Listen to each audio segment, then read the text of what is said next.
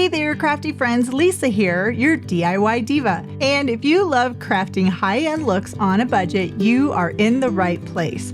Today, I want to share with you something really fun and a little bit different. I want to show you how you can take those Dollar Tree items in your craft room right now and turn them into a beautiful piece of art for your home this fall. And I'm pretty sure you've never seen a craft like this before.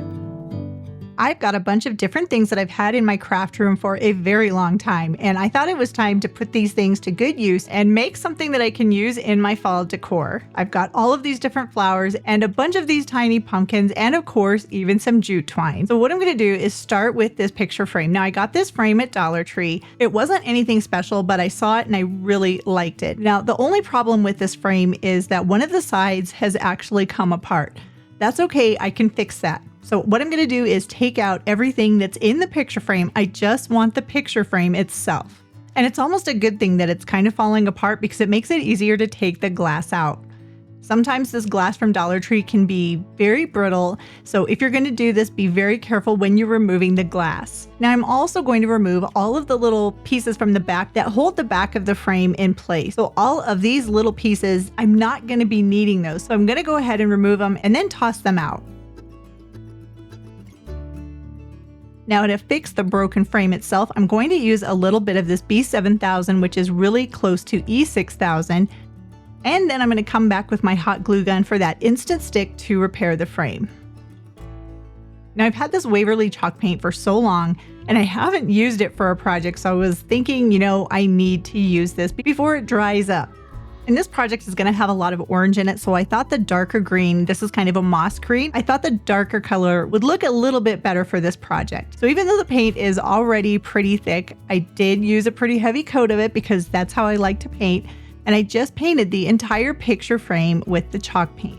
Now this Waverly chalk paint, I really do like it. I don't know why I haven't really gotten into the Waverly chalk paint, but it was really nice to work with. I think I will try this more in future projects because like I said, I really like the texture and I really like the end result that it gave me. Now while the picture frame was drying, I came back with this sign that I got last Easter. Now this was actually a really nice sign from Dollar Tree. It has two sides to it, and the paper image on both sides was actually pretty easy to remove. Now I don't know about you, but I have a lot of different scrapbooking paper, so I thought I should probably put this to good use. So I decided on this plaid pattern. I thought this would look really pretty for my background. So even though it's not quite long enough for my sign, what I did was just measure off one part of it that's going to cover the majority of the sign. I did want to have a little bit of that extra pattern paper on either side because I do want to come back and finish that off. And then I did have enough of the remaining scrapbooking paper that I could fill in that empty spot on the sign. And I wanted to make sure that I could match that up pretty well before I cut away some of the excess. Then I came back with some Mod Podge and I put a coat of it all over the sign.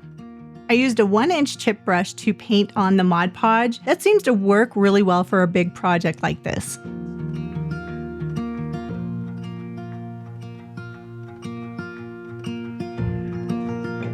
And the scrapbooking paper that I'm using for this project is actually pretty thick, so I don't have to worry that I'm going to get any wrinkles in the paper once I put it onto the sign. If I were using a thinner piece of the scrapbooking paper, I probably would have allowed the Mod Podge to dry. Then I would have come back and done like a decoupage technique that I love to do, of where I use my tiny heat press to secure the scrapbooking paper to the sign. But I didn't have to do that with this project because this paper is pretty thick. And I do have a lot of different videos showing you that technique of using the heat press when you're decoupaging. It is definitely a game changer for decoupage, especially if you're working with thinner scrapbooking paper or even printer paper.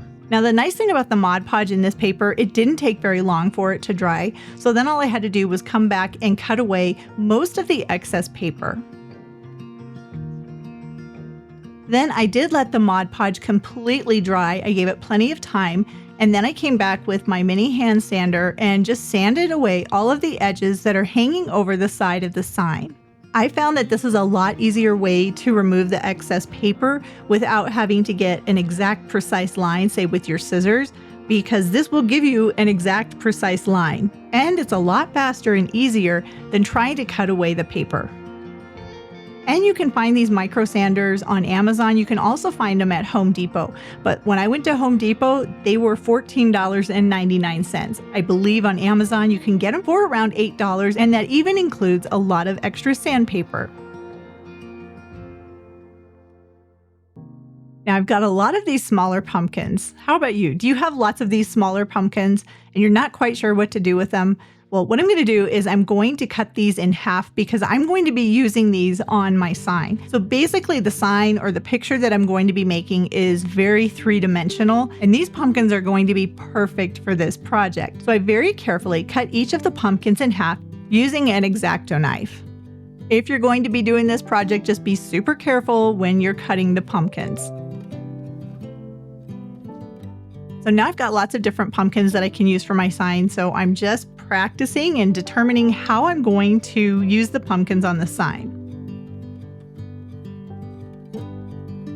And once I had decided which pumpkins I was going to use, I came back with some acrylic deco art paint, and I got this at Hobby Lobby, and I believe this is in the color Spiced Pumpkin. And I painted the larger pumpkin, the orange one, I painted it with the Spiced Pumpkin paint. And while that orange paint was still wet, I did come back with some folk art antiquing wax, and I just drew a line of it down between the sections of the pumpkin. Then I came back with a little bit more of the orange paint and just blended it together. I repeated this process several times until I got the look that I wanted. And then I did the exact same process with the other half of the large pumpkin. And when I say large pumpkin, it isn't a large pumpkin, it's still a small one, but it's the larger pumpkin of my project.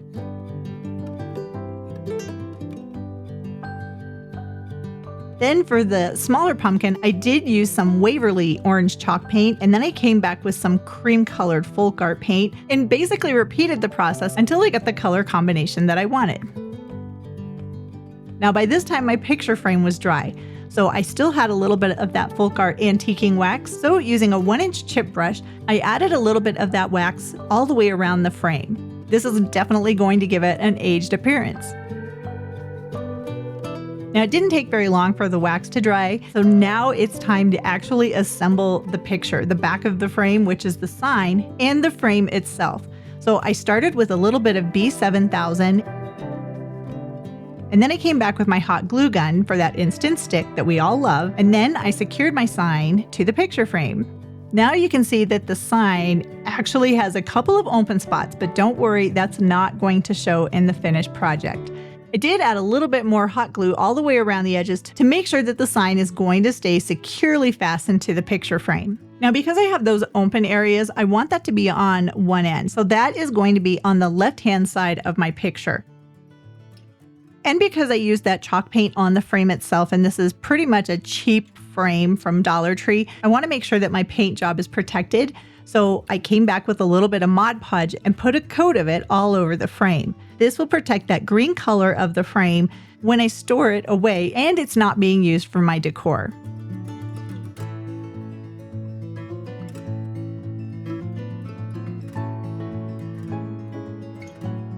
Okay, so now this is really the fun part. So what I'm going to do is start assembling this picture. So I'm going to start with some Spanish moss, and I'm going to put that along the bottom of the picture.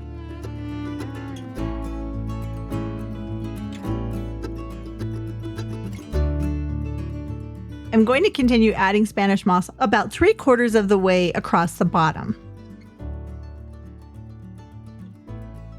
Then before securing my pumpkins in place, I do want to see what it's going to look like before using some hot glue to permanently secure the pumpkins to the back of the sign. I thought it would look really nice to have the larger pumpkins on either side and the smaller, shorter pumpkin in the center. And because I cut the pumpkins in half in the beginning, now I have a flat surface to secure them to the back of the sign.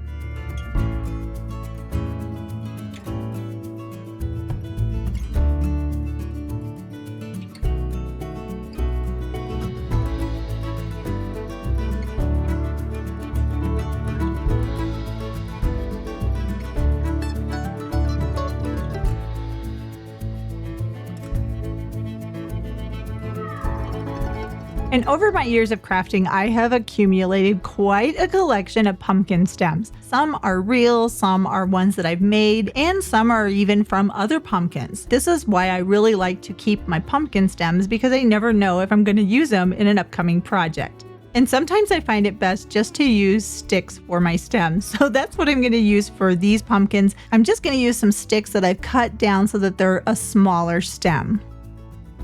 And I really like the dark outer color of the stick, but because I've cut the sticks, you can actually see the center of it is just a wood color. So I'm going to come back with some distressing ink, and I'm just going to use that on the top where you can see the natural wood color, so it doesn't look quite like a stick that I've cut. And then all I have to do is take a little bit of hot glue and put it onto the center of each of the pumpkins and secure the pumpkin stem in place.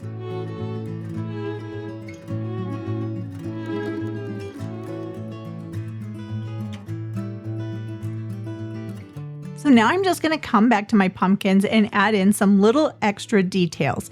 I'm going to add a little bit of Spanish moss to each of the pumpkins right on the top.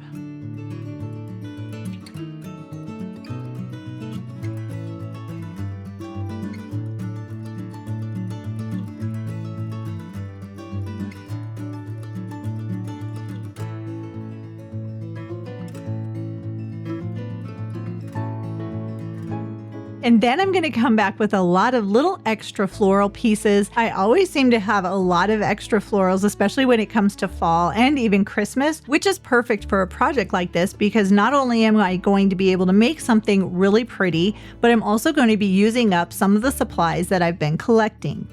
So I'm just going to take individual stems. Some of them are going to be leaves, some of them are going to have flowers, and I'm just going to secure them with hot glue to the one side of the picture frame. So this is going to be on the opposite side of where my pumpkins are.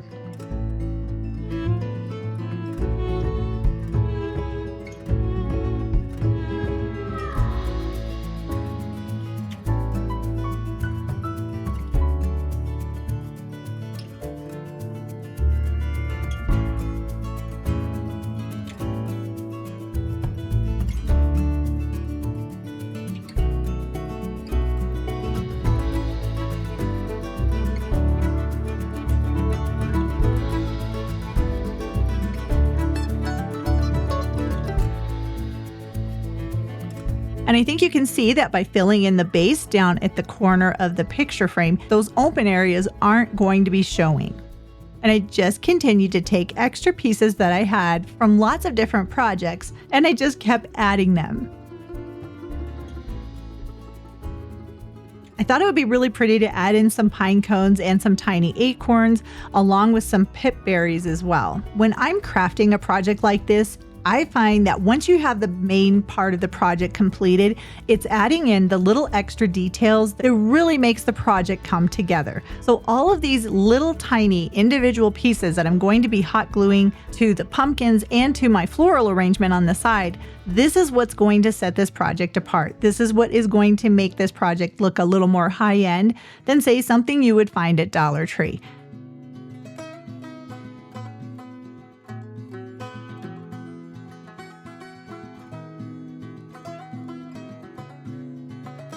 And yes, I do think sometimes you have to be careful. There's a fine line between not enough and too much, which is why a lot of times when you'll see me working with projects, I don't 100% commit with hot glue until I've tried it out and seen what it looks like. I also think it's a really good idea to get different perspectives of your project while you're working on it.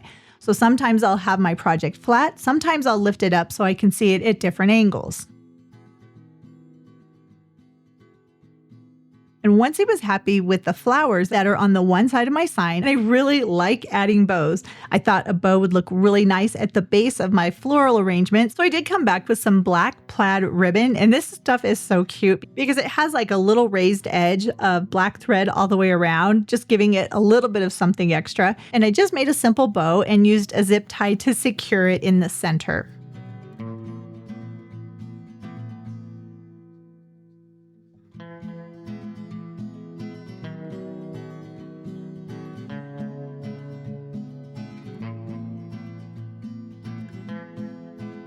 And to cover up the zip tie, I cut a smaller piece of that same fabric, and using hot glue, I took that ribbon and went around the center of my bow. So this way the zip tie is completely covered. I also made some tails for my bow, and I did those separately, and I secured those in place before securing my bow right on top.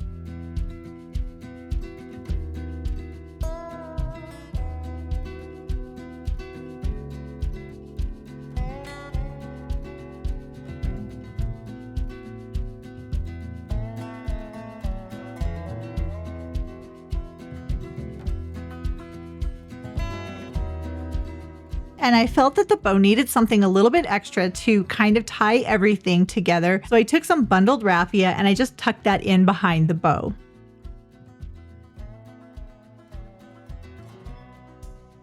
Now I also felt that the top portion of my sign needed a little something extra as well.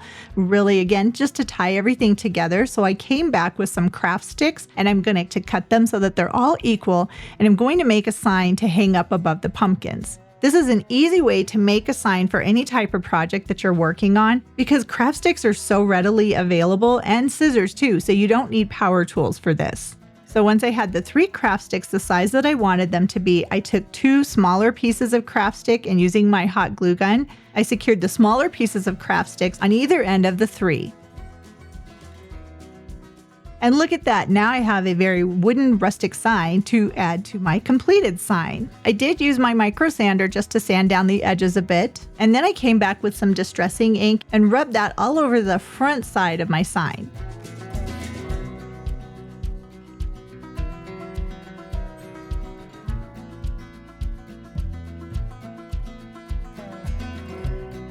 And I was trying to think of something fall-like to write on the sign, so I just thought, hey, how about Hello Fall? So I took a white chalk marker and I wrote out Hello Fall onto the sign. It did take me a couple of coats, so I had to go over the Hello Fall several times in order to make it really show up on the sign.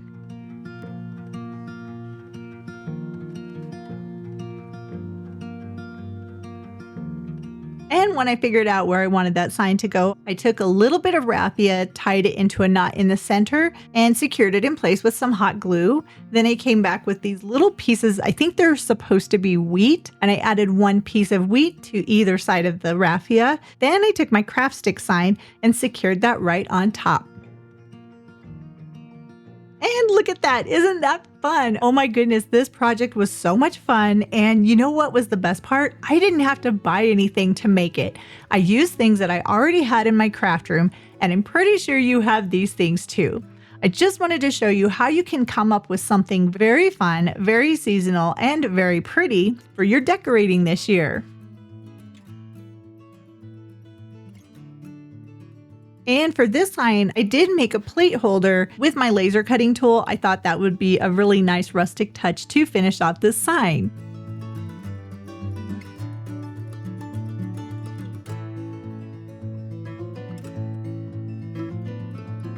I hope that you had fun crafting with me today, and I hope that I showed you that you don't necessarily need to spend any money to make something pretty for your home. And if you enjoyed this video, be sure to subscribe so you don't miss my next creation. And remember, you can get a high-end look in your decorating without spending a lot of money. And until my next video, stay crafty!